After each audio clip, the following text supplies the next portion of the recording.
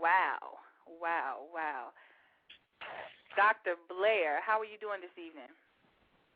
Doing very well now that I'm on your show again, Sister Tara. Seek freedom and seek wisdom. I say freedom because it's always seeking that, even though the wisdom is something we're supposed to have once we search for it. So I thank you again for having me on this particular show. I've never been on this one with you before, and that introduction was very interesting as I listened to me talk and you talk about me. So let's go from there. All right, all right. Wow.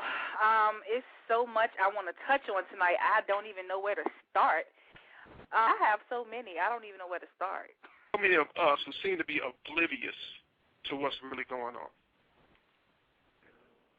Well, I tell you, at first it hurt. At first it frustrated me. I got frustrated. Then I got angry. Then I said, what am I getting angry about and why am I frustrated?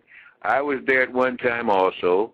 People who were around me held me back because they didn't know what I was trying to do. But in holding me back, it probably saved me from myself to let me try to seek and gain more wisdom, too. It's frustrating, especially when I see in the youth the musculature, the energy, everything that could be used. You know, sometimes you used to make that saying, I don't know who said it, that too bad that youth is wasted on the young. I can begin to see that. But then, as I've seen with these more crystal children coming in now, maybe this is what I was here to do, to try to help crystal children.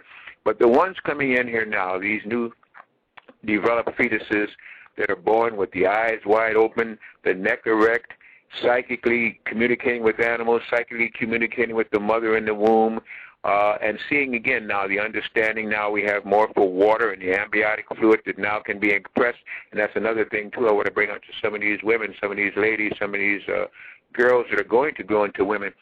The amniotic fluid that you carry the fetus in can be controlled by your mind, and you can bring forth a better developed fetus by just understanding that and taking the things to make that amniotic fluid a little bit more stronger, able to carry more energy, able to carry more organ energy. So that's one thing, too.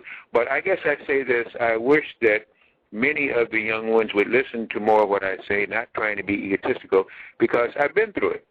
And I wouldn't lie to them. And if I did, I'd just simply tell it. And they could avoid a lot of things, a lot of experimental things and everything else. In fact, you know, with even these shots and things that they take by listening sometimes to it. So I'm still here fighting, which means that through the frustration, I haven't given up. And as long as I haven't given up and I'm here, I'm going to try to make my life worthy of it and worthy of the young, the old, the middle, everything else, to make this planet a better place, because that's now what I'm seeking, to be wonderful to a planet which has gone through so much hell. Wow. It's so much I want to touch on tonight. I don't even know where to start. No doubt. No doubt. What I find interesting is how the average person, and I'm not knocking anybody's religion, but the average person who may be of a particular religion can believe in an unseen, almighty, whatever deity that they've been told about in these books. But then when you suggest that there's life, and intelligent life, on other planets and other areas outside of the planet Earth with the expanse of the cosmos, they look at you like you have just, you know, jumped off the back of a turnip truck or something. You know, they're ready to have you committed, as if you would just start raving mad. Also, you mentioned so much about Angola that automatically took me back to Simeon Toko, and they kind of set up over here. God back, Jesus came back, if you want to believe that Jesus was here before. He came back in the form of Simeon Toko, and most people don't know about it. All over Europe, they talked about the events and things that happened with Simeon Toko. Most black people over here don't even know if Simeon Toko existed. And he's the one that came back and was he was the one that helped to raise the Togolusky, which defeated the British Army. He's the one that began to supposedly, they captured him. They cut out his heart. Supposedly he comes into the room and said, "Why did you cut out my heart?" They had some British, Albanian or some mercenaries there that were from someplace, I forget.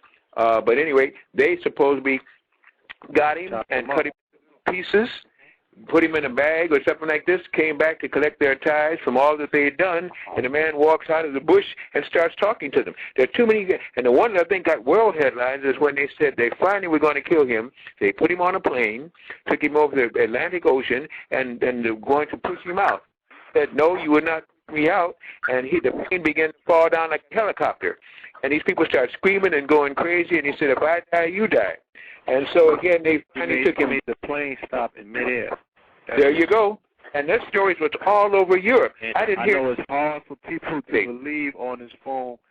Please, Dr. Blair, can you spell his name out for them so they can Google this man? I just got put up on him myself, and I was blown away. Okay? Oh, yes. He did all the miracles. He done it. He's documented. To make a movie on. In fact, some blacks ought to make conspiracy. Well, again, I-M-E-O Simeon Toko, T-O-K-I-E or T-O-K-E. I'm not really sure about that last name. Yeah, something like that. Yeah. And this is the one, as I say, they had all of Europeans were going crazy about that. And what this man was able to do in this army that he raised of the little ones in Tokaliski, and they saw them in there and they went crazy because these things were coming up out of the earth. They seemed to be third or fourth dimensional. Oh, yeah. Now, that's what they should make a movie on. Absolutely. This is the real deal. Yeah, and I Dr. Blair, while we still got you, I want to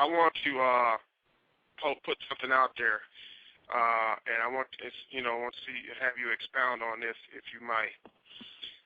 You in one of the lectures that I've seen that you did, and I know you've done many, but you talked about the correlation of the Great Pyramid, what it actually symbolizes, the King's Chamber.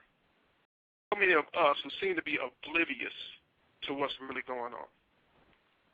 But then when you suggest that there's life, and intelligent life, on other planets and other areas outside of the planet Earth with the expanse of the cosmos, they look at you like you have just, jumped off the back of a turnip truck or something. They're ready to have you committed as if you had just start raving mad.